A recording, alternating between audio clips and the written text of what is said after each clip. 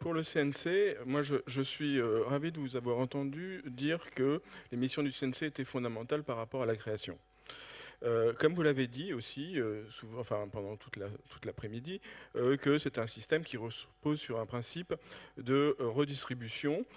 Et vous l'avez affirmé, ce n'est pas le contribuable qui finance le CNC, mais le spectateur par son système de diffusion qui finance la création. Pourtant, et ça a été dit, dans ces dernières années, le CNC a vu ses recettes plafonner. Effectivement, le CNC a eu des recettes de 750 millions, et en fait, l'État a dit, bon, bah, ça va, à 700 millions, ça suffit, donc à ponctionner,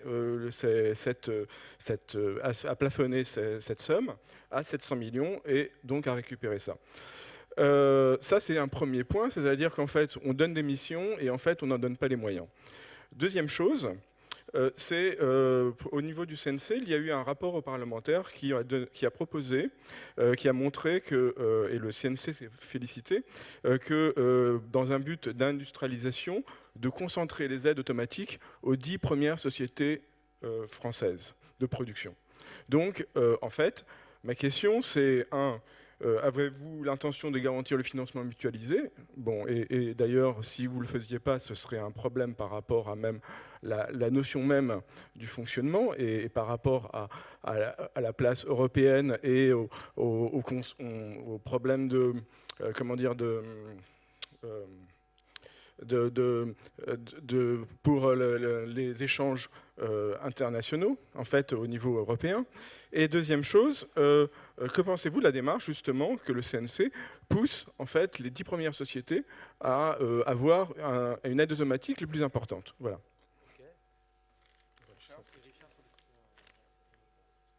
Audiovisuel, j'ai pas... Oui, audiovisuel, effectivement.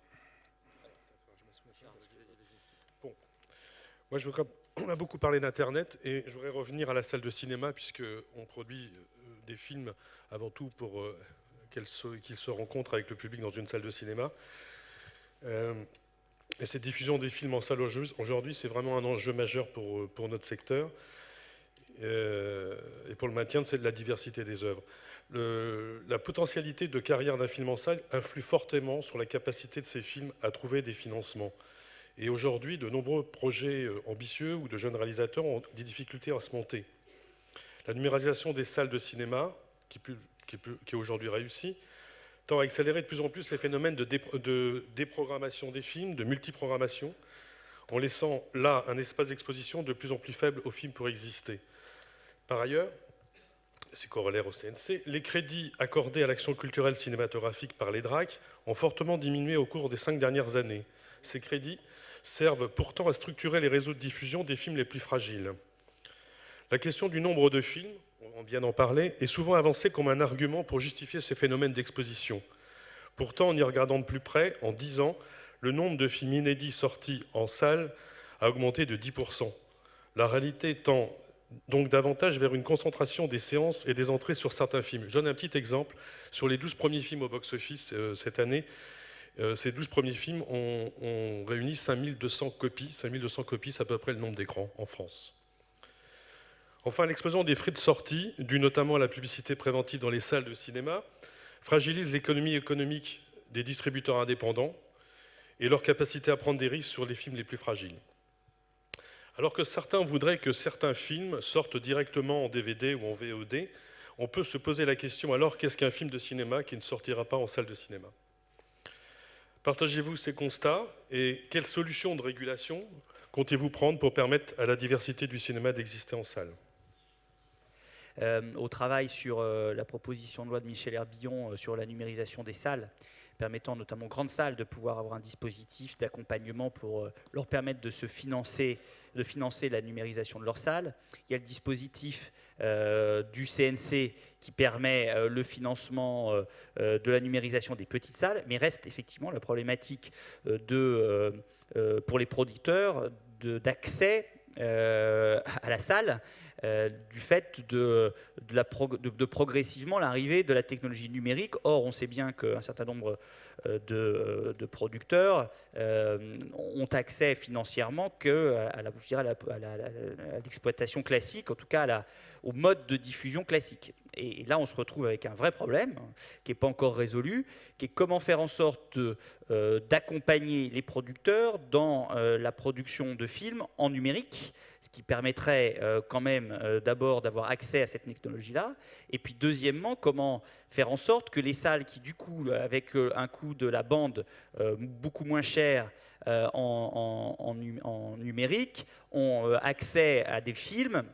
qui sont des films plus grand public que jusqu'à maintenant des films arrêt et essai. Et donc ça remet en cause un certain nombre de réseaux de salles arrêt et essai et de programmation arrêt et essai. Donc on voit bien que le passage au numérique, c'est vrai, complexifie votre situation, votre position par rapport au réseau d'arrêt et essai.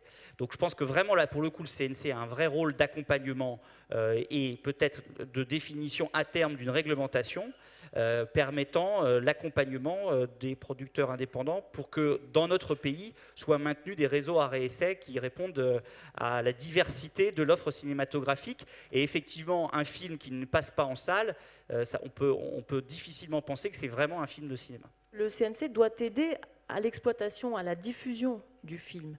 Parce que c'est...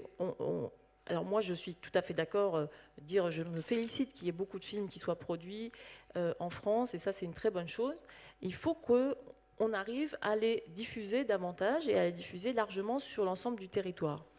Sur le plan de numérisation des salles, bon, c'est évidemment une très bonne chose sur le principe. Maintenant, il faut voir comment ça s'applique, parce qu'il y a quand même certaines aberrations sur le territoire, des endroits, des salles, des festivals qui contribuent à un rôle social éminent, enfin indispensable, de popularisation du cinéma, et qui ne peuvent pas bénéficier des aides du CNC pour la numérisation parce qu'ils ne rentrent pas dans tel ou tel critère, alors que leur rôle social est absolument indispensable. Donc il faudra continuer à défendre le CNC. Je pense qu'il faut qu'il y ait davantage de liens avec le ministère de tutelle, ce qui est censé être le ministère de tutelle, qui est le ministère de la Culture, car aujourd'hui, le CNC est une sorte de ministère de la Culture bis. Et c'est un peu dommage, parce qu'il doit y avoir une orientation de politique publique en matière de cinéma, comme en d'autres matières. Et l'agenciarisation, c'est-à-dire la multiplication des centres nationaux, maintenant on va avoir le Centre national de la musique, c'est une bonne chose parce que ça marche bien, mais ça ne doit pas conduire à une rupture totale avec la tutelle du ministère de la Culture. Quand on dit que la numérisation des salles est un grand succès, c'est grâce au CNC, c'est grâce aussi aux collectivités territoriales. Ce sont beaucoup les régions et les communes et parfois même dans certains cas les départements qui ont payé. Moi je m'en félicite. Quand j'étais en responsabilité sur ce secteur, j'ai fait ce qu'il fallait, voilà, et j'ai fait ce qu'il fallait en direction de ceux qui en avaient besoin, voilà, en priorité, voilà, les petits. Et voilà. Je pense qu'il faut que la puissance publique se préoccupe à travers le CNC, mais aussi à travers l'action du ministère, à travers l'action de l'État, en partenariat avec les collectivités. Il faut se préoccuper de la défense du réseau de cinéma indépendant, de cinéma associatif, de cinéma communaux, je n'hésite pas à le dire. Voilà. Il y a des communes qui ont le courage de mettre en place des salles. Et je trouve que ce réseau-là, il fait aussi d'une certaine façon partie de l'exceptionnalité. Et je pense que ce n'est pas un réseau de diffusion simple, c'est un réseau culturel. Voilà. Je souhaite, moi, que l'on réfléchisse à une labellisation de ces salles en espace culturel du cinéma. Voilà. Le cinéma a besoin aussi de relais, de lieux, d'espaces où on n'a pas que des diffusions de films, on a aussi des débats, des conférences, des éléments de transmission, des liens avec les lycées et les collèges dans le domaine de l'éducation artistique et de l'éducation à l'image. Voilà, par exemple, on n'en a pas beaucoup parlé aujourd'hui, mais c'est un élément très important et je trouve que là-dessus, il faudrait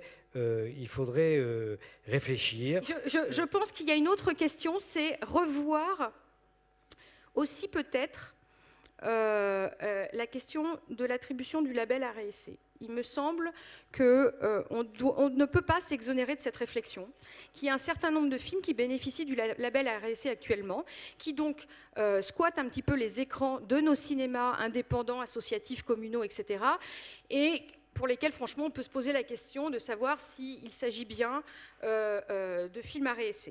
Sur la question de la numérisation des salles, effectivement, les collectivités locales, nous avons quand même énormément participé au financement de la numérisation des salles. Je pense qu'il y a une vraie question qui se pose et dont on ne peut pas s'exonérer non plus, c'est la question de la pérennité des équipements qui ont été financés. C'est-à-dire que quand on est un petit exploitant de cinéma, on leur a vendu quand même depuis un certain temps que le numérique, ça allait leur changer la vie, que ça allait être vachement plus facile pour obtenir des films, que tout ça, ça allait arriver par des tuyaux, etc. etc. On sait maintenant la réalité des choses, c'est que on continue à utiliser la bonne vieille bétonne, comme avant on envoyait des bobines, voilà, et ben maintenant on envoie des copies. La numérisation des salles n'a pas amélioré la diffusion des œuvres parce qu'on a parlé numérisation et on n'a pas parlé dématérialisation. Et en tous les cas, on est dans une difficulté sur ce sujet-là. Et je trouve que c'est un sujet sur lequel on a oublié comment dire, les objectifs, ou en tous les cas ce qu'on nous avait vendu sur la facilité de diffusion des œuvres, y compris au fin fond de la Lozère dans un cinéma communal. C'est toujours aussi difficile pour un certain nombre de salles d'obtenir des copies et on n'a pas du tout dématérialisé les choses. Enfin, la dernière chose, c'est que je suis une militante de ces politiques CNC région et CNC collectivités locales d'une manière générale sur l'éducation à l'image, sur le soutien aux manifestations et sur l'action culturelle et la médiation autour des œuvres. Pour être sérieusement, j'entends bien, je vois bien les difficultés des producteurs indépendants. Je les conçois tout à fait de manière évidemment aisée, malheureusement. C'est-à-dire que le monde étant ce qu'il est, les petits sont moins forts que les gros. Mais quand même, nous sommes, me semble-t-il, dans une situation où, quand je vois nos concitoyens, l'amour du cinéma et d'être ensemble dans une salle de cinéma dans notre pays ou en plein air est resté total. Eh bien, utilisons cela au mieux par rapport à tout ce qu'on peut faire dans le produire en France et la qualité qu'on peut offrir, tout en restant évidemment ouvert sur le reste de la société au niveau mondial.